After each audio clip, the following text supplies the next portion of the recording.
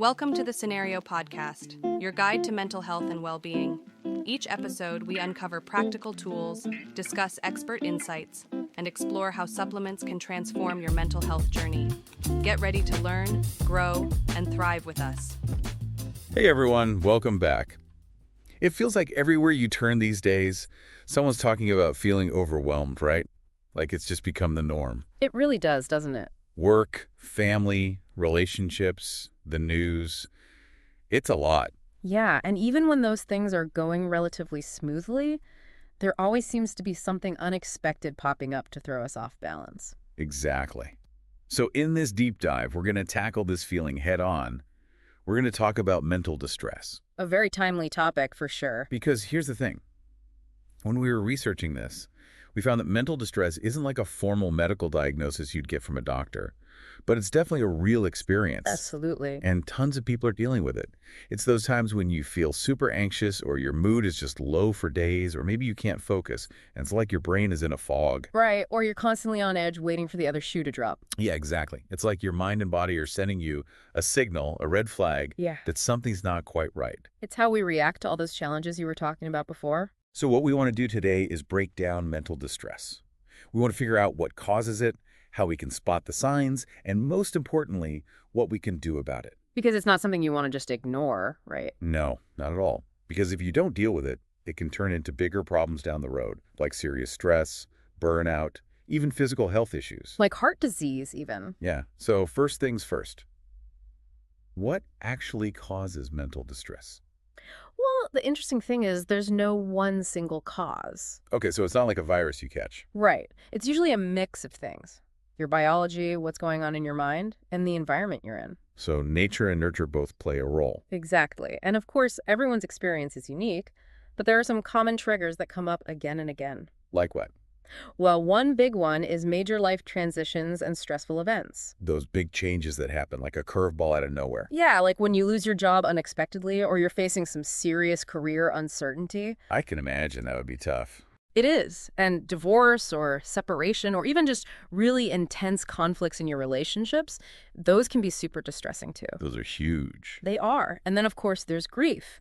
When you lose someone close to you, that's one of the most challenging things a person can go through. It really is. And it's not always those big, obviously negative things either. Right. Even something like moving to a new city or adjusting to a new culture, as positive as that can be in the long run, it can trigger distress. It's still a big shift. Huge. And then there's financial instability or debt, which can be a constant weight on people's minds. Definitely. Money problems are stressful for almost everyone. They are. All of these things force you to adapt in ways you maybe weren't prepared for. They really test your coping mechanisms. Exactly. Now, another major contributor to mental distress is chronic stress. Okay, we hear that phrase a lot. What does it actually mean, though? It's that long-term, ongoing stress that just keeps going and going. It's not like that quick burst of stress you get before giving a presentation. So it's not just a one-off. No, it's more like a constant drip that wears you down over time. So what kind of things cause that kind of chronic stress? A lot of things. Job burnout is a big one, especially if you're in a toxic work environment where you're constantly under pressure. Where you never feel like you can switch off. Exactly. And then there's academic pressure, especially for students who feel like they're constantly being judged on their performance. Always having to prove themselves. Yeah. And even caregiving, as rewarding as it can be incredibly stressful. Especially if you're the primary caregiver for someone with a serious illness. Right. And then there's just the constant multitasking and information overload that we all face these days. It feels like we're always on, doesn't it? It does, and that takes a toll. And then, of course, there's the ongoing stress of financial worries. Like we were talking about before. Exactly. All of these things can chip away at your resilience over time. So it's important to recognize the signs of chronic stress and take steps to manage it. Absolutely. Now, another thing that can contribute to mental distress is past trauma. Okay, how does that work? Well, especially if you experience trauma in childhood, it can kind of create a blueprint in your mind that makes you more vulnerable to distress later on. So it's like those early experiences set the stage for how you react to stress in the present. Exactly. And these aren't always the obvious big traumas either. What kind of things are we talking about? Well, things like childhood neglect, any kind of abuse, physical, emotional, or sexual, or even the feeling of being abandoned by a parent. Those are serious issues. They are. And witnessing domestic violence or being in a relationship where you're constantly being manipulated or gaslighted. Where you're being made to question your own reality. Exactly. And then there are the big, obvious traumas like accidents, natural disasters, those kinds of things. Those can be really hard to process. They are, and they can have a long-lasting impact on your mental health. So it's important to acknowledge those past experiences and seek help if you need it. Definitely. Now, another thing that's often overlooked is the connection between physical health and mental health. It's all connected, right? It really is. When your physical health is suffering, it can really take a toll on your mental health, too. What kind of physical health issues are we talking about? Chronic illnesses, for example, like heart disease, diabetes, those kinds of things. Those are serious. They are. They can cause a lot of stress and worry, and that can lead to mental distress. And then there are sleep disorders like insomnia or sleep apnea. When you're not getting enough rest, it's hard to function at your best. It really is. And then there are hormonal changes, like what women go through during pregnancy, postpartum, or menopause. Or thyroid issues. Yes. Those can also have a big impact on mood and emotional well-being. And even things like nutritional deficiencies can play a role. Definitely. Your brain needs the right nutrients to function properly. It's like a car. You Yeah. can't expect it to run smoothly without the right fuel. Exactly. Now, the last piece of the puzzle is social and environmental factors. So the people around us and the places where we live. Exactly. Feeling isolated and lonely can have a huge impact on your mental health. Especially these days when it's so easy to get caught up in the online world and forget about real-life connections. Right. And social media can be a double-edged sword. It can be great for staying connected, but it can also create a lot of pressure to present a perfect image. And then there's the constant stream of negative news. It can be overwhelming. It really can. And then there's discrimination, bullying, harassment. Those kinds of things create a hostile environment that can be really damaging to your mental health. And sadly, family conflict and dysfunction can also be a major source of distress. Definitely. Having a supportive network of family and friends can make a world of difference. Well, it's like a buffer against stress. Exactly. So we've covered a lot of ground here, but I think the takeaway is that mental distress is complex. It's not just one thing. Right. It's usually a combination of factors that come together to create that feeling of being overwhelmed. So how do we know if we're experiencing mental distress? What are the signs? Well, the important thing is to pay attention to how you're feeling, both physically and emotionally. What kind of things should we be looking out for? Well, emotionally, you might notice persistent sadness, emptiness, intense anxiety, or feelings of depression that just don't seem to go away. Those are big ones. They are. Yeah. And some people experience emotional numbness or detachment, like they're disconnected from their feelings. Or maybe they're super irritable and their mood swings are all over the place. Exactly. And then there's that feeling of being constantly overwhelmed, like you're just barely keeping your head above water. Like you can't catch a break. Right. Now, cognitively, you might notice racing thoughts that you can't seem to control, or you might have trouble concentrating or finishing tasks. It's like your brain is going a mile a minute. Exactly. And you might find yourself thinking negative thoughts, always focusing on the worst case scenario. Catastrophizing. Exactly. And you might have trouble making decisions, your memory might be foggy, or you might feel confused and disoriented. Like you're in a mental fog. Exactly. And then physically, you might experience fatigue even if you're getting enough sleep.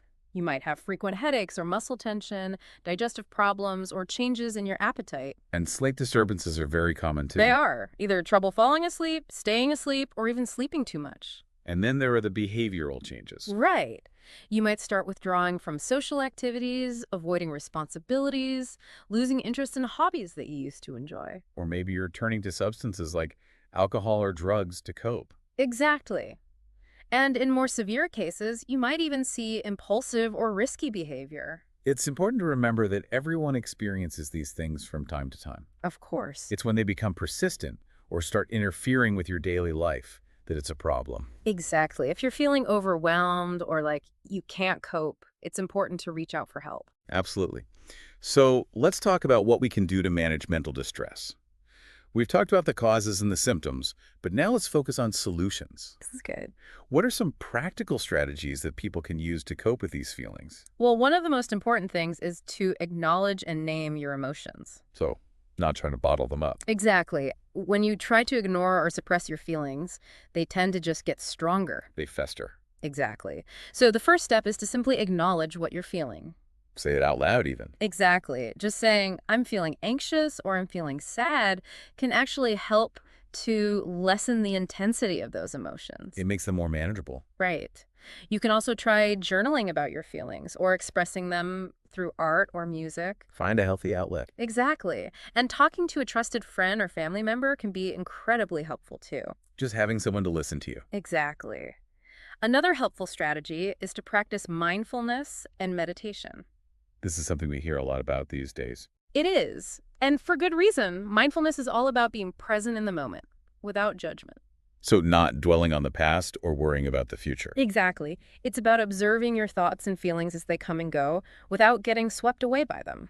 So how do we actually practice mindfulness? There are lots of different ways. You can focus on your breath, do a guided meditation, or try a body scan exercise. What's a body scan? It's where you systematically bring your attention to different parts of your body, noticing any sensations you're feeling. That seems interesting. It is. It can really help you to connect with your body and calm your mind. And what about meditation? There are lots of different types of meditation, but they all involve focusing your attention on a single point, like your breath, a mantra, or an image. And there are apps for that, right? Tons of them. Headspace, Calm, Insight Timer. So it's pretty accessible. Very accessible. And you don't need to spend hours meditating to reap the benefits. Even just 5 or 10 minutes a day can make a difference. Okay, that's good to know. What else can we do to manage mental distress? Another helpful strategy is to create a consistent daily routine. So having structure. Exactly. When you're feeling overwhelmed, routine can provide a sense of stability and predictability. It can help you feel more in control. Exactly. Try to stick to a consistent sleep schedule, eat regular meals, and incorporate some form of physical activity into your day. It's about creating a sense of normalcy. Exactly.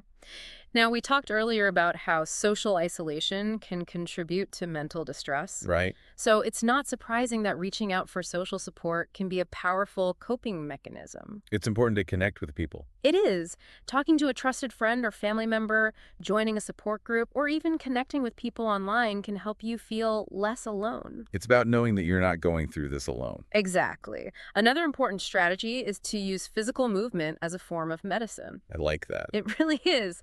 Exercise has so many benefits for both physical and mental health. Well, for starters, it releases endorphins, which have mood-boosting effects.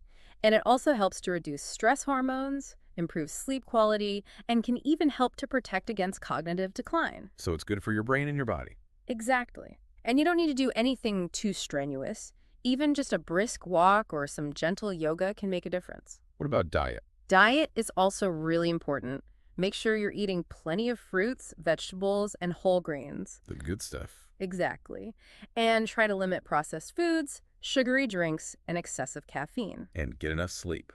Definitely. Sleep is essential for both physical and mental health. It's when our bodies and minds repair themselves. Exactly.